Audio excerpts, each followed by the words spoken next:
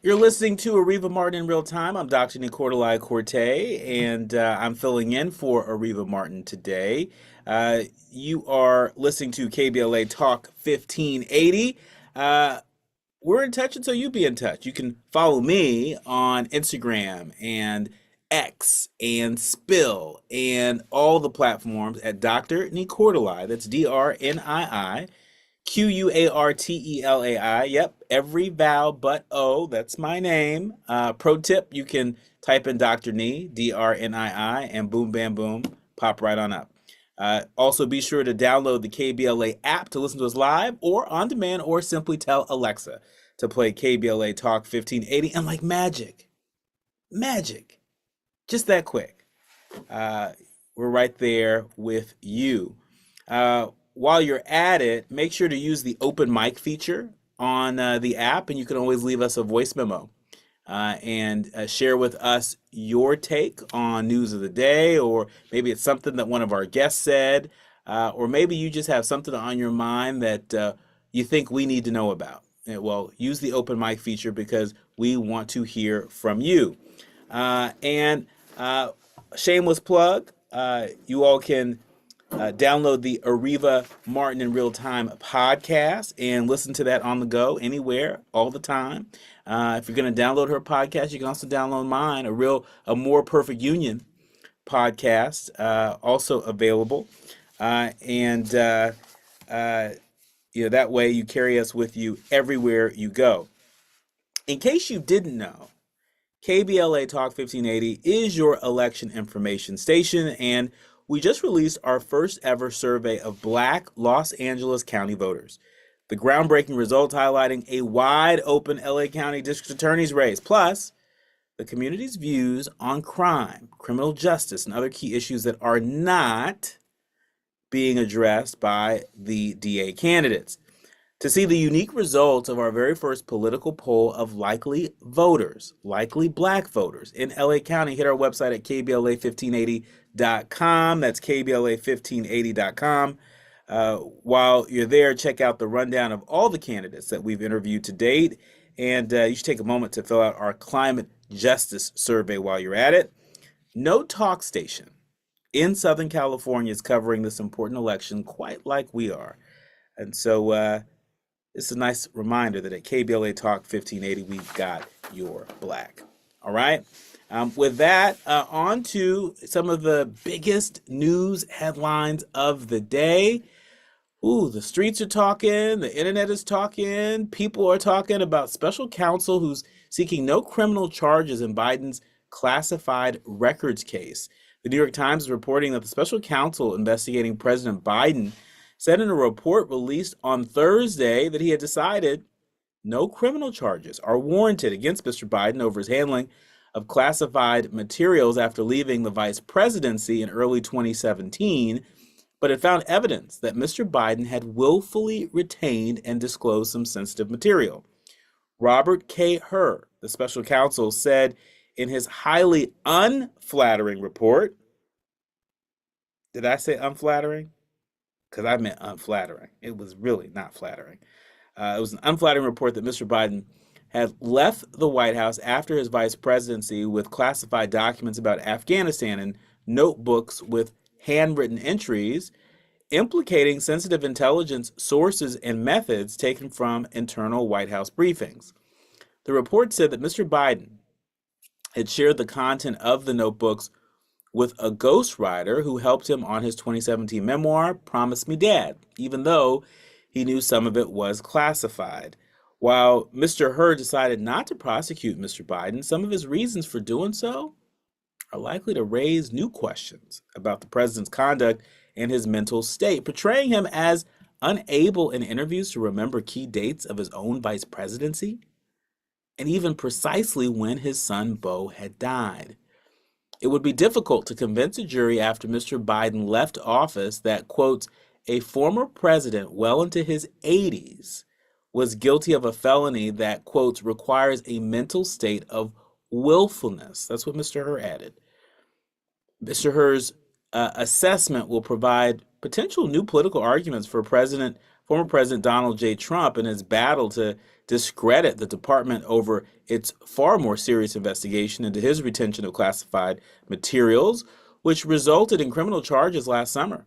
Mr. Hur's report include a photograph of the open box where the FBI found classified Afghanistan documents in Mr. Biden's cluttered garage next to a ladder and old exercise equipment.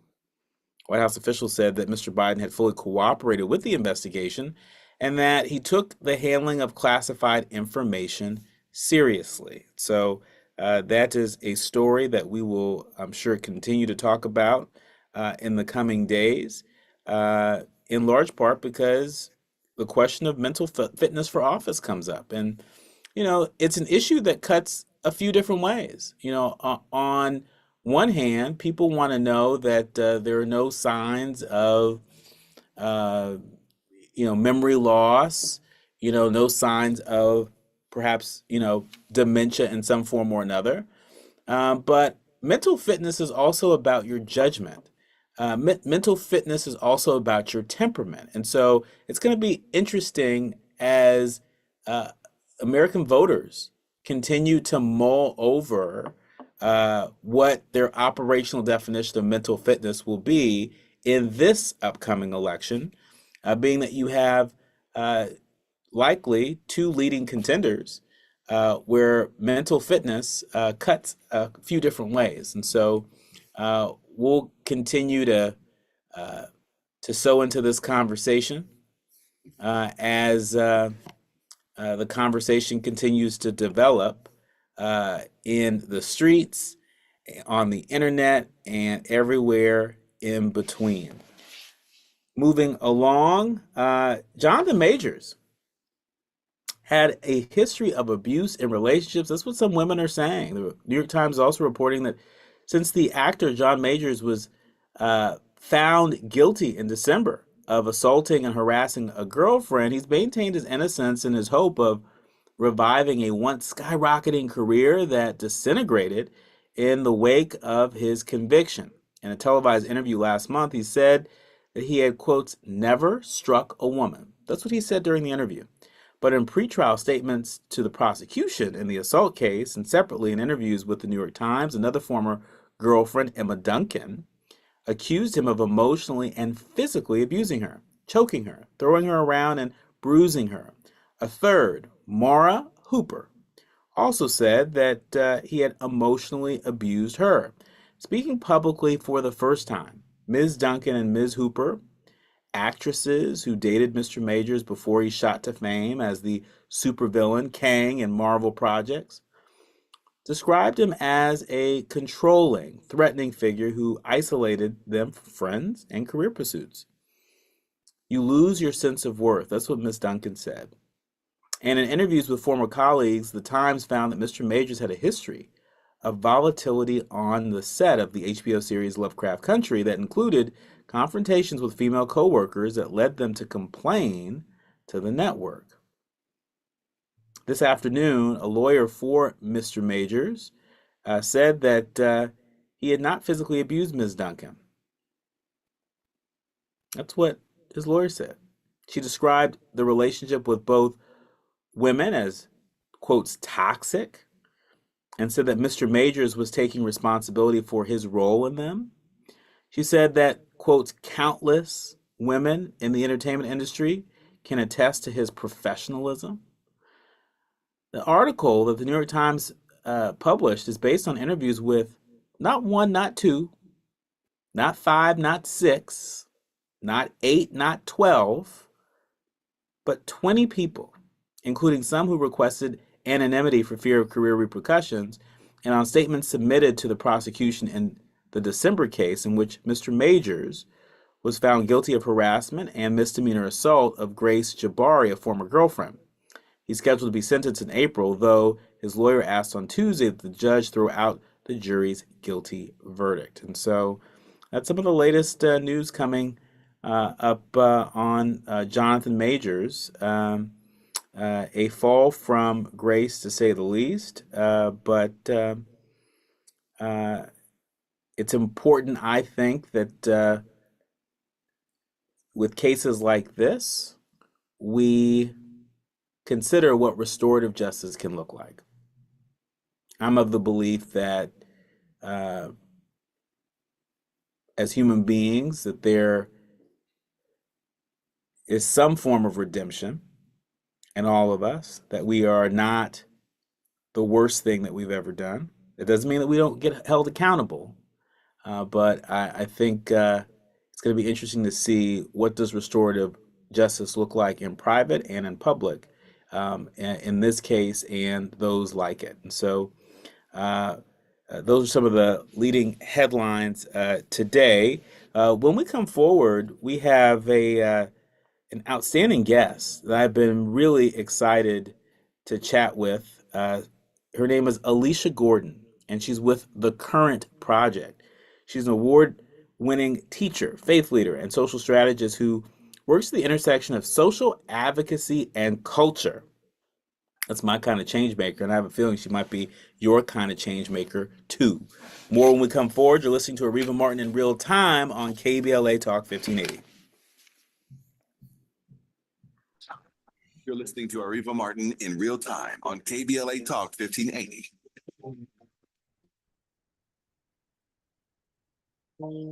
At KBLA Talk 1580, we do Black history every single day. In fact, as the only Black talk radio station west of the Mississippi, we are Black history. Our annual Black History Month luncheon is fast approaching, and we want to be sure to give you ample time to get your company, organization, church, or group to join us at this year's celebration on the last day of the month, Thursday, February 29th at noon. Last year, we honored iconic local Black media personalities, including Pat Harvey, Jim Hill, Mark Brown, Beverly White, Sandy Banks, and Pat Prescott, and raised $20,000 in scholarships. This year, we're honoring Black Hollywood creatives who have used their artistic genius as climate justice champions.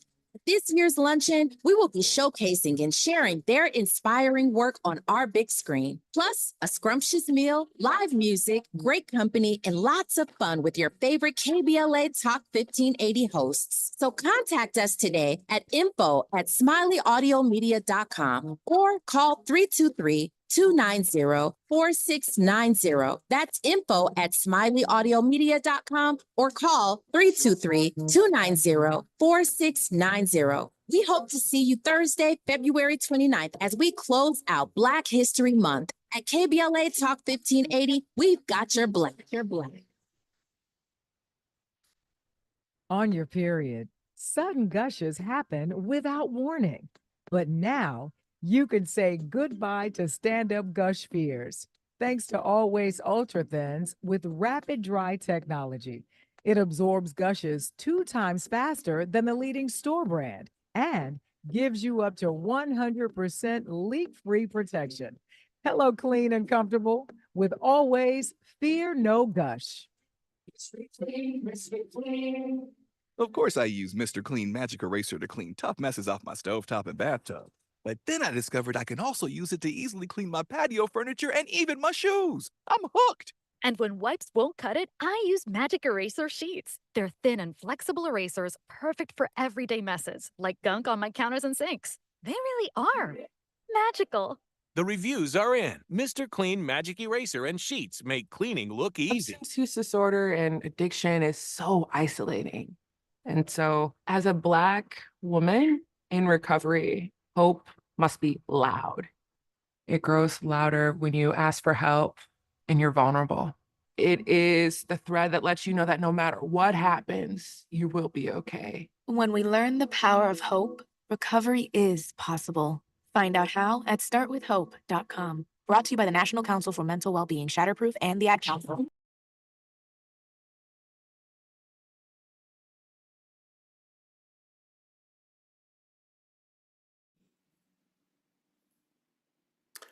You're listening to Areva Martin in real time. I'm Dr. Nicordelai Corte, filling in for Areva, and really delighted to welcome our next guest, Alicia Gordon. She's with The Current Project, and let me just tell you a little bit about Alicia Gordon, a change maker that is before us here. She's an awarded teacher, a faith leader, and a social strategist who works at the intersection of social advocacy and culture. A native of Decatur, Georgia, Alicia earned her Bachelor's of English from Spelman College and a Master's of Divinity from the Candler School of Theology at Emory University. She is founder and executive director of the Current Project. It's a nonprofit organization that is committed to closing the social and economic gaps for Black single mothers. Hello.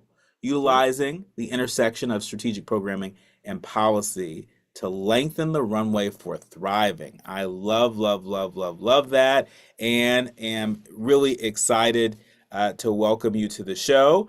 We're also joined by Keisha Thompson, Midler mom. She's a single mother of 2 kids who lives in Fort Worth, Texas. She's an Air Force veteran and a member of the Parent Shield, Fort Worth, a local organization led by parents and dedicated to advocating for high quality education for all children.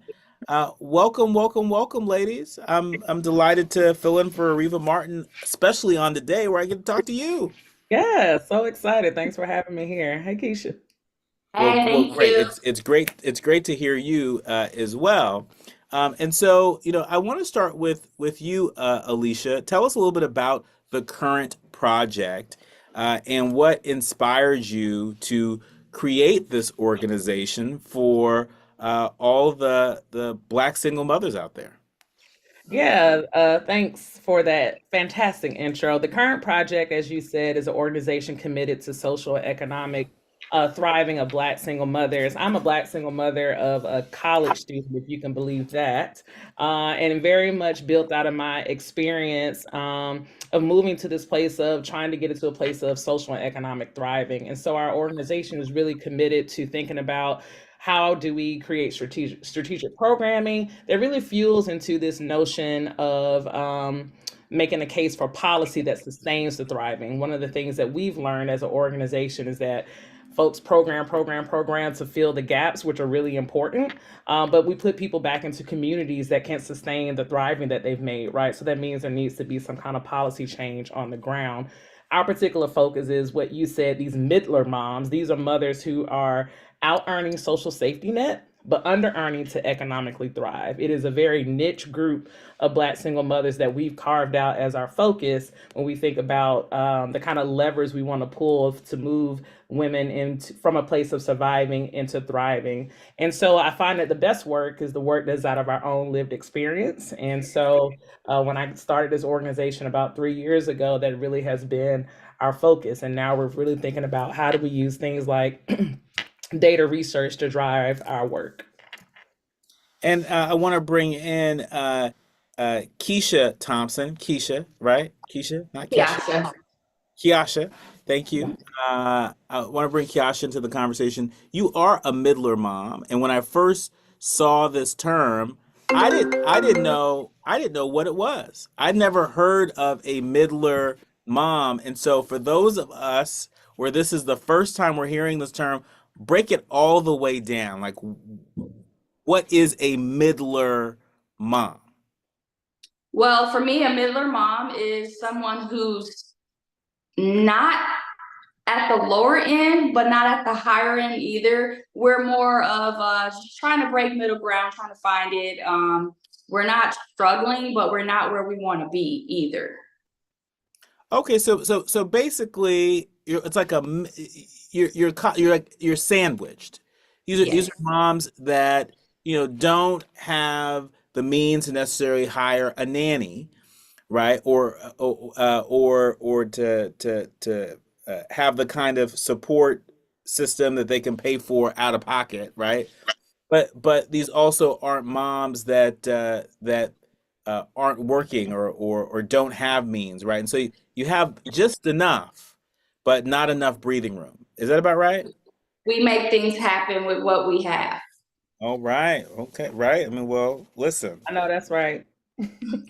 2 snaps on that. And so talk to us a little bit about some of the work that you're doing in Texas with other middler moms. And for folks that are listening that may be middler moms and never, thought that there was a community of folks out there like them organized in this way, how can they be a part of some of the work that you're doing in Texas? Well, right now, one of our primary focus is diversity within the school system as far as education, teachers. We're trying to get more Black and brown, teachers to come in and educate our babies. We work with, like you said, our group is the Parent Shield Fort Worth organization run by Trinace Dorsey. We do a lot of workshops as far as literacy, getting our babies on the reading levels that they need to be, and just meeting with like-minded parents, trying to get our kids the same education that are offered to other races that parents may not know about. It's educating our parents, being the advocate for them as well. Wow, that's important work. It's important work, and it's not easy, especially in places like Texas. We have reported on my show, A More Perfect Union, here on KBLA Talk 1580. I know Areva Martin has covered it here on this show, but it's not lost on me that there are lots of schools across the country, particularly in states like Texas, where book bans abound, where anti-Black history efforts abound, where state governments are passing preemptive measures that usurp some of the authority of local school districts. And so, talk to us a little bit about the climate in which this work is taking place in Georgia, Alicia, and then I want to ask you to weigh in, Kesha, from Texas perspective. Yeah, the current project just finished what we considered our groundbreaking data survey of Black single mothers across this country, asking them questions about their quality of life, the direction that they're voting, and I'm sure we'll probably get into a little bit that later. But one of the things that came out of this was that these Midler moms that you're talking about, most of them live across the South, the Southeast. Many of them have some kind of post-secondary education. Nearly 3/4 of them work in some capacity, either in some kind of full-time, part-time, or entrepreneurship, right? And so these Midler moms are really interrupting this kind of public narrative that we have around Black single mothers, the households in which they're running. Obviously, we can run down the historical gamut around that. But when we think about the kind of social and political climate, one of the things that we wanted to really elevate in this survey was around the kind of power and agency this particular group has. In our estimate, there are 4.2 Black single mothers in this country, right? Our estimate is a What you little said, 4.2 million? million Black single mothers in this country, right? And our estimate, when we think about this Midler, this kind of sandwich group that's left out of this conversation around policy, is probably over half at our very early estimate. And so when we really think about this particular segment, when we think about voting and politics, and we think about those who are responsible for millions of children in this country, this is a force to be reckoned with, right? And these women, just like Kiasha, are on the ground making an impact, really trying to move the needle in the ways in which are necessary to ensure the thriving of not only as Black single mothers, but their children, right? And so this is a kind of approach that I appreciate women like her are taking, to say that, yeah, you may change these kind of public policies, you may be trying to ban books, but we're coming together as a community through our own agency to move the needle on these issues. And Kiasha, can you share with us a little bit about some of the work in Texas? And I'm sorry, yes, in Texas, specifically the climate in which you all are working together.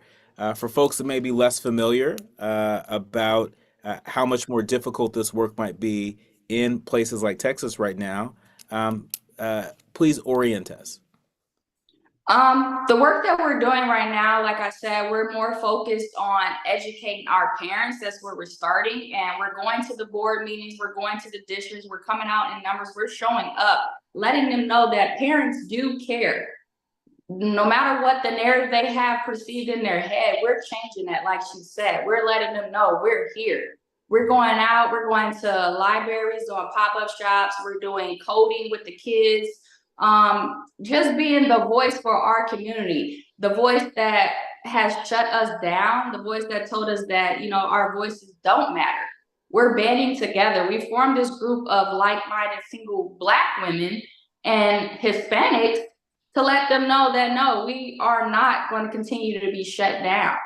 We did a balloon release. There's 67% of our kids who are not on reading level, but the state says otherwise. The state is still passing them, and it's like, how can you overlook these numbers? Mhm.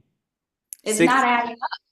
67% of these are Black kids, Black and brown kids Black and brown kids in Fort Worth or in Texas statewide? in Fort Worth. In Fort Worth, 67% not on reading level, Correct. but still matriculating through school, right? Yes, because of the No Child Left Behind. Because of No Child Left Behind, and we know that reading levels, are a major indicator in terms of folks who may become involved with the criminal justice system. And so, this is something that we cannot overlook, that we should not overlook. And I'm so glad that we have people like Kiasha Thompson on the ground in Fort Worth, Texas, and folks like Alicia Gordon on the ground in Georgia, doing everything they can to organize Black single moms, to address that in a really significant way. 4.2 million Black single moms in the United States. Did you know that? Well, we're going to hear more about some of the insights related to this group of Midler moms. There's a recent poll that was done. We're going to dig into those numbers and more with Alicia L. Gordon and Kiasha Thompson. You're listening to Areva Martin in Real Time. I'm guest host Nicordelai Corte. More when we come forward on KBLA Talk 1580. It's the right time. More of Areva Martin when we come forward. I'm Tyreek Wynn. Here's the latest on the Black Information Network. A conservative group insists NFL's Rooney Rules is racist. The rule requires football teams to interview at least one minority candidate during the hiring process. America First Legal, which is led by former Trump advisor Stephen Miller, filed a complaint with the U.S. Equal Employment Opportunity Commission, claiming the 2003 rule is discriminatory. This is the latest in a string of complaints the group has filed recently against various sports leagues and companies. In November, it targeted airlines for racial and sex discrimination. Master P and Snoop Dogg are filing a lawsuit against some of the biggest food retailers in the country. The rappers say the companies conspired to halt their efforts to sell their cereal brand. According to a TMZ report, they hired famed criminal attorney Benjamin Crump to file a lawsuit against Post and Walmart after both allegedly teamed up to ruin their deal to sell Snoop cereal and Mama Snoop. That's the latest. I'm Tyreek Wynn on your home for 24/7 News, the Black Information Network. A stall in Norwalk on the 605 southbound has the middle lane blocked at the 105. Watch for brake lights there and slowing. Also still seeing delays in Hollywood on the southbound side of the 101. It's slow and go between Franklin and Mission Road with a 45-minute delay. And Simi Valley, a crash on the 118 eastbound is blocking the center divider at Rocky Peak Road. And in Industry, a stall on the 60 eastbound is blocking the left lane of the off-ramp to Azusa Avenue. If you like using debit over credit, shouldn't you also get rewarded? Well, now you can with Discover Cashback Debit. It's a checking account that rewards everyone with cash back on everyday purchases with no fees, period. Check out eligibility and terms at discover.com/cashback debit. Discover Bank, member FDIC. This is the KBLA Sports Minute with Ray Richardson.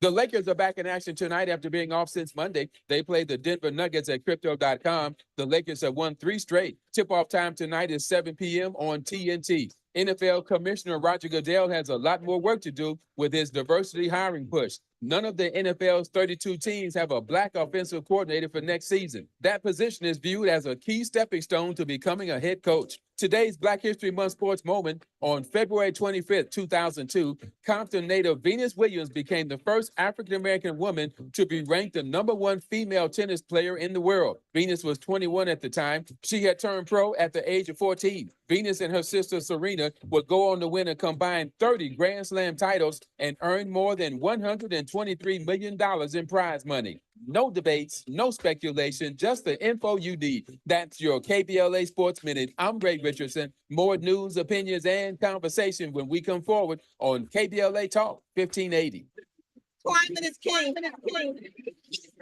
At KBLA Talk 1580, we believe that caring for the community means caring about the climate.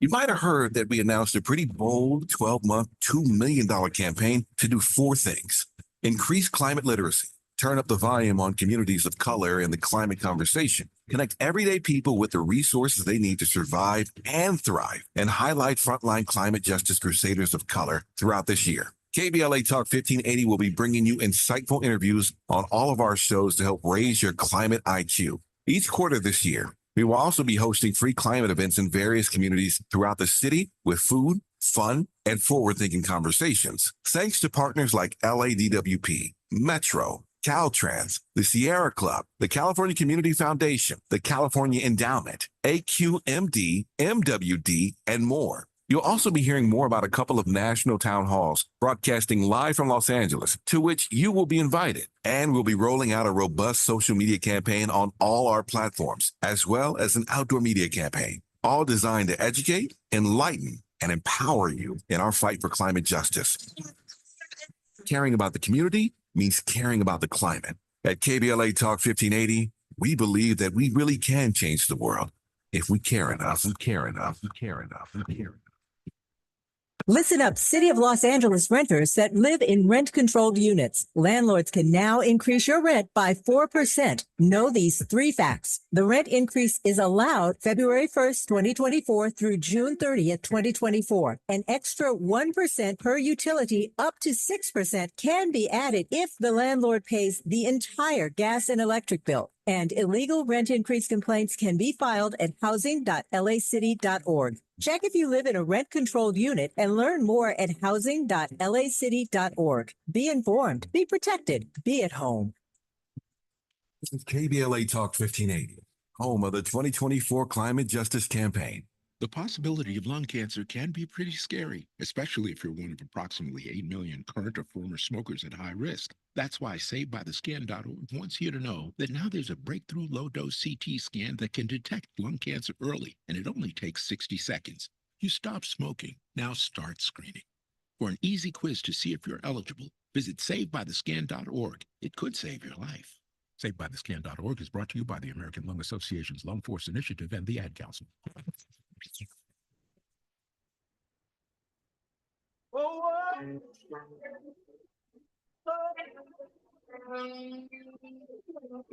KBLA Talk 1580.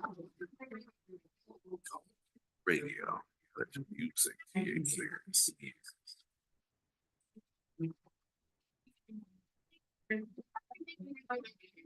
We're unapologetically progressive. KBLA Talk 1580.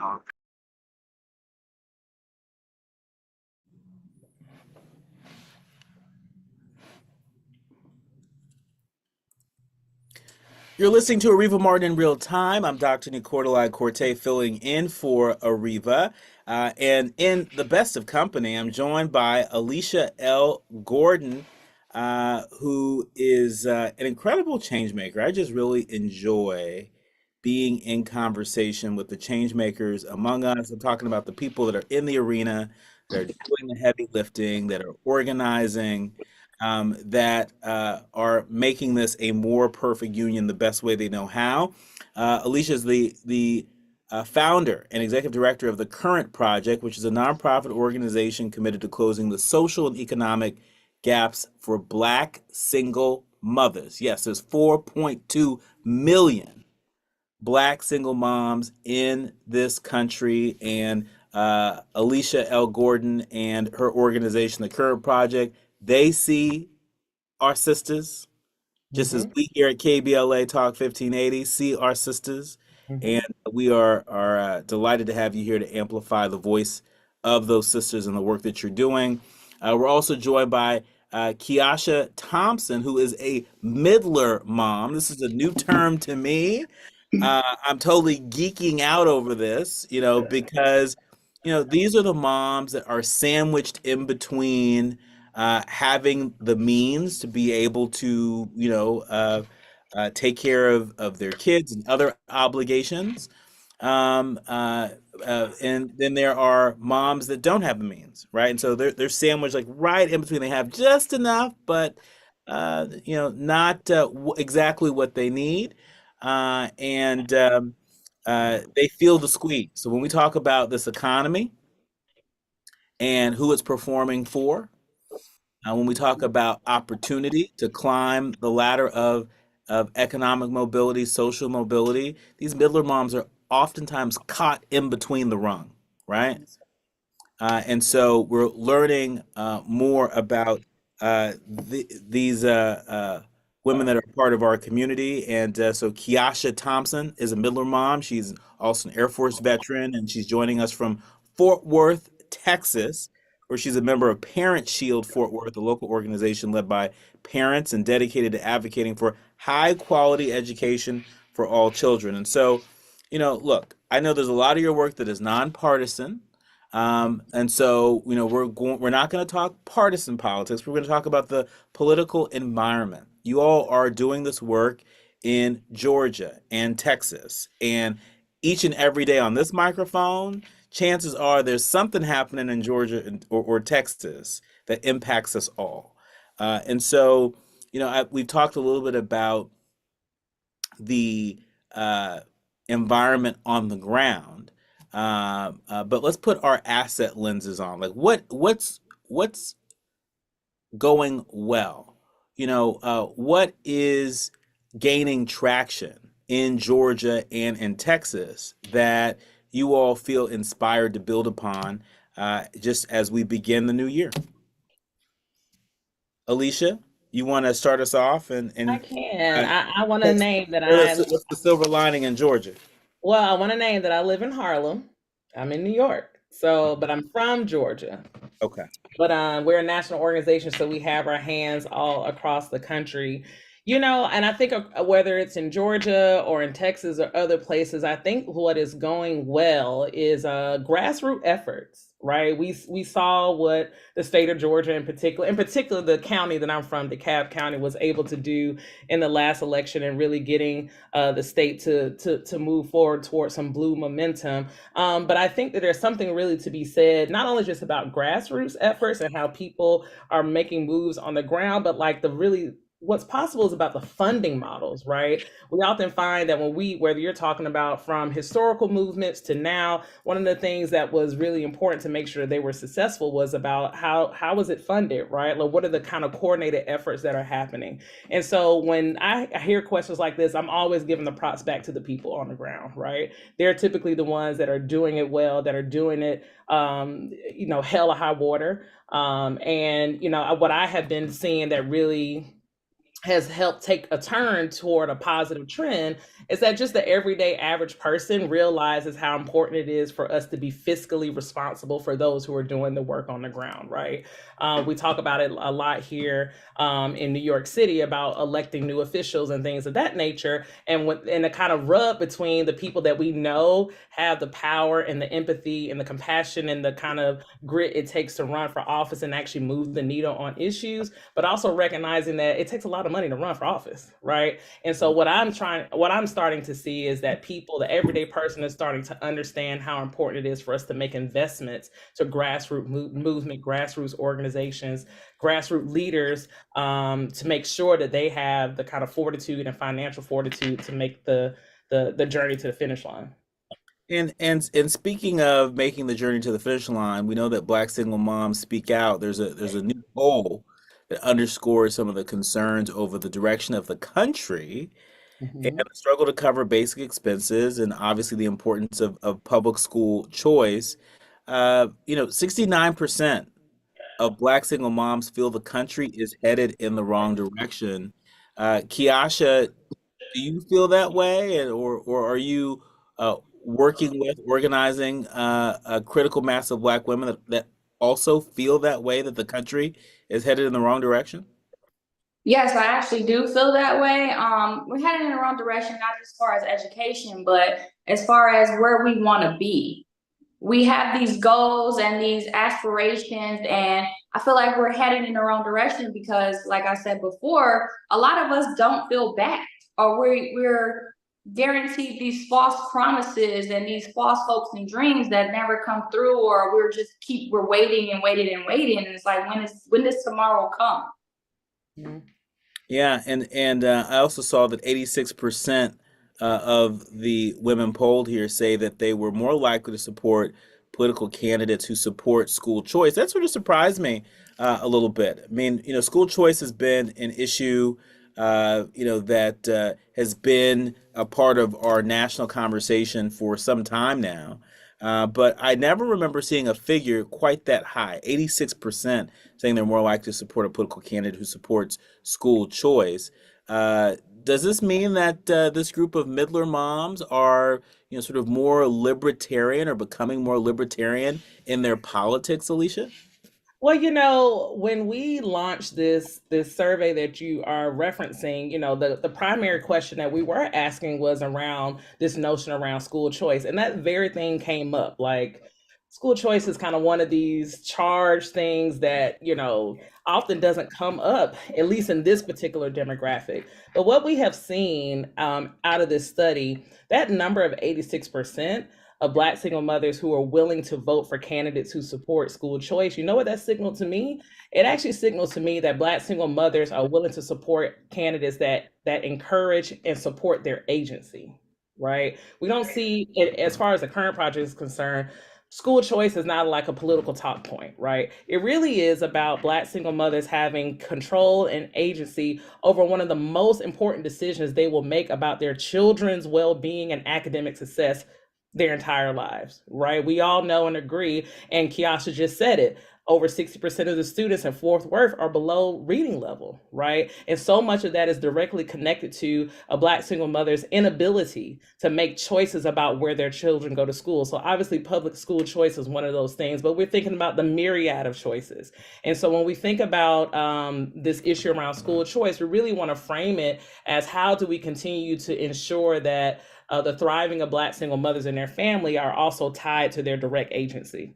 Yeah, I mean, just as you're saying that, I'm thinking of folks like former uh, U.S. Department of Education Secretary Betsy DeVos, who was a fan of school choice, who represents a lot of voices, particularly on the conservative right, that are supportive of school choice. But these are also the same people, that are at odds with, say, women's reproductive rights, Right. or they're at odds with, funding school programs that are important for our young people. And so, how do you square that? How do you square the interest? 86% is not a small number to snuff at. How do you square that, the interest in supporting school choice, and potentially supporting political candidates that Mm. support school choice, the same candidates that may not support other issues that are important to Black single moms? Yeah, I mean, I think that's an important question, but I think what's important for us to really center is that we are creating the kind of political and social conditions for Black single mothers to have choice, right? And that's kind of the centering around that.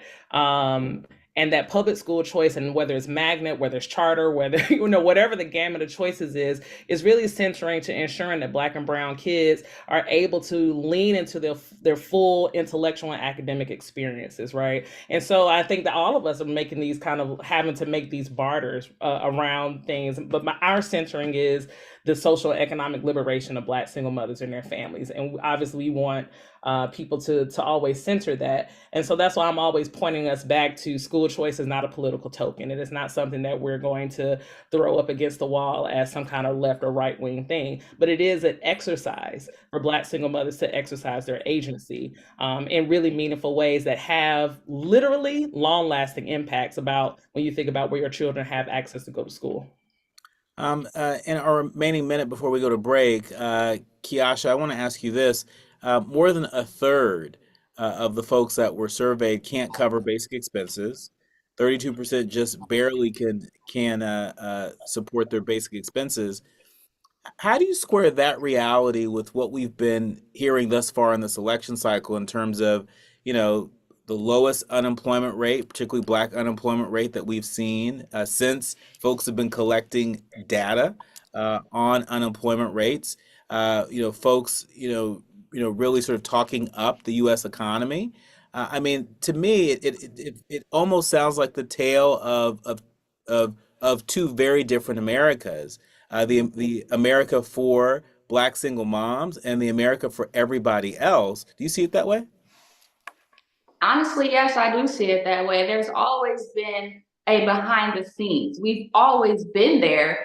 It's just now we're ready to take that stand and say, hey, I'm ready to just bust through the door and be seen, be heard. And like she said, it's not even about politics, because I'm one of the ones who said, yeah, I rather have the school choice when I'm looking for candidates. Yes, I'm looking for that school choice. I'm the mother that took my child out of public school because I felt like her reading scores, her academic scores, and all that did not line up with that school. So why should my child be punished because we live in a certain area, when her test scores show that she's better than the kids in the areas you label as white kids, and her test scores can go neck to neck for theirs. So why shouldn't she have that choice? And a lot of it comes to just being unfair. More with Kiasha Thompson and Alicia L. Gordon. You're listening to Areva Martin in real time on KBLA Talk 1580. You're listening to Areva Martin in real time on KBLA Talk 1580.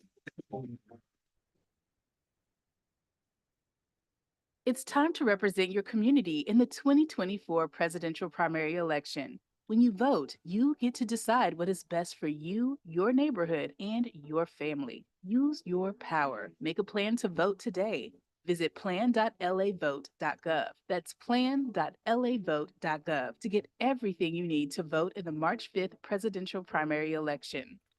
Brought to you by the Los Angeles County Registrar.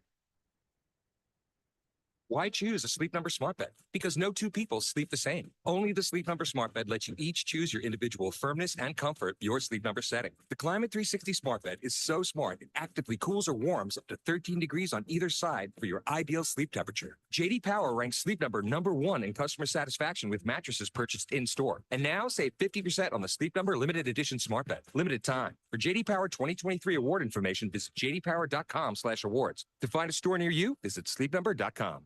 For the ones who get it done, the most important part is the one you need now. And the best partner is the one who can deliver. That's why millions of maintenance and repair pros trust Grainger, because we have professional grade supplies for every industry, even hard to find products. And we have same-day pickup and next-day delivery on most orders. But most importantly, we have an unwavering commitment to help keep you up and running. Call, click Grainger.com, or just stop by. Grainger, for the ones who get it done. KBLA Talk 1580. KBLA Talk 1580, connecting you with services and solutions. Legal Aid Foundation of Los Angeles is a nonprofit law firm that protects and advances the rights of the most underserved, leveling the playing field and ensuring that everyone can have access to the justice system. Every year, LAFLA provides free, high-quality legal services to more than 100,000 people living in poverty across greater Los Angeles. Their unique combination of neighborhood offices, self-help centers at courthouses, and domestic violence clinics puts Legal Aid Foundation of Los Angeles on the front lines in vulnerable communities and at the forefront of change. LAFLA's expert team of attorneys, paralegals, and support staff works to provide direct representation, offer counsel and advice, provide referrals, and educate the community about their legal rights through workshops and seminars. With locations all over LA, you can access their services or volunteer to help no matter where you live. And if you have an urgent issue, call 213-235-0060. That's 213-235-0060 to get legal help, make a donation, or volunteer. Visit lafla.org. lafla.org. This is a community call to action from KBLA Talk 1580.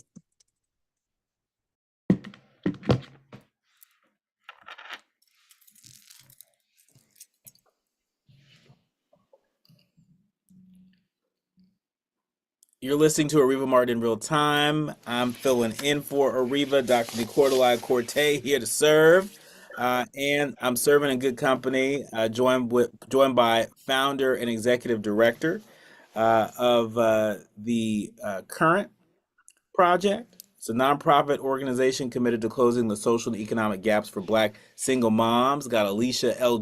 Gordon joining me here. Also, Kiasha Thompson, who is a Midler mom and a member of Parent Shield Fort Worth, a local organization led by parents and dedicated to advocating for high quality education for all children. Before we get back to talking about some really important polling information you all have, I want to remind our leaders, learners, and listeners that KBLA Talk 1580 is your election information station, and we released our first ever survey of Black Los Angeles County voters. The groundbreaking results highlight a wide open LA County District Attorney's race, plus the Black community's views on crime, criminal justice, and other key issues that are not being addressed by the DA candidates. To see the unique results of our very first political poll of likely Black voters in LA County, hit our website at KBLA1580.com. It's KBLA1580.com. While you're at it, check out the rundown of all the candidates we've interviewed to date, and you take a moment to fill out our climate justice survey. Yeah, Black people care about climate justice too. Fill out that survey. We want to know what you think. No talk station in Southern California is covering this important election quite like we are. At KBLA Talk 1580, we've got your Black. Now, back to our guests for the hour. I always like to leave people with a little bit of hope. And so, I want to start with you, Kiasha, to give us a sense from your vantage point in Fort Worth, Texas, what needs to be done, what can be done, what work can people be a part of that you're already doing around giving parents the school choice that they desire, particularly Black single moms. School choice apparently, makes a big difference to them, and they're willing to fight for it. And so, talk to us about how people can be a part of that work. People can join us. We show up to the board meetings, the local elections. We're there talking to the mayors. We're into the politics. Just being, like I said, my biggest thing is us feeling like we're being heard. And if you have that same interest, our founder is Trinace Dorsey. We're always out there with the bright green neon shirts that says Parents Shield Fort Worth, on the back that say Parents Do Care. That's great. It's great. And while Alicia Gordon is from Decatur, Texas, and reps Decatur, Georgia, rather. Decatur, Georgia, reps it very well. She's joining us from Harlem, New York.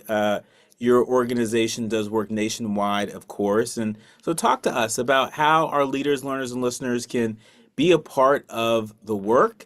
And let us know, what do you have coming up next where people can join, people can show up.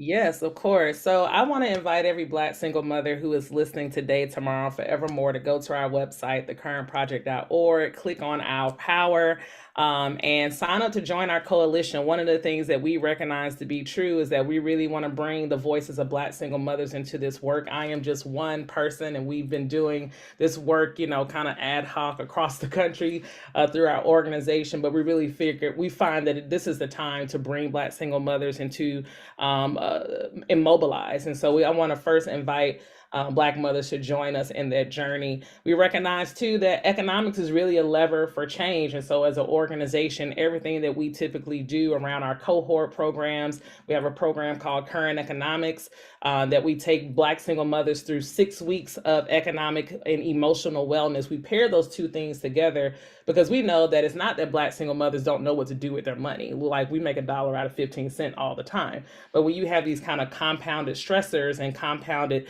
issues that are kind of plaguing you, it's hard to get from what you know into action. And so that Current Economics program is fully funded by our organization. So we're always looking for partners to help scale that work so we can reach more moms across the country.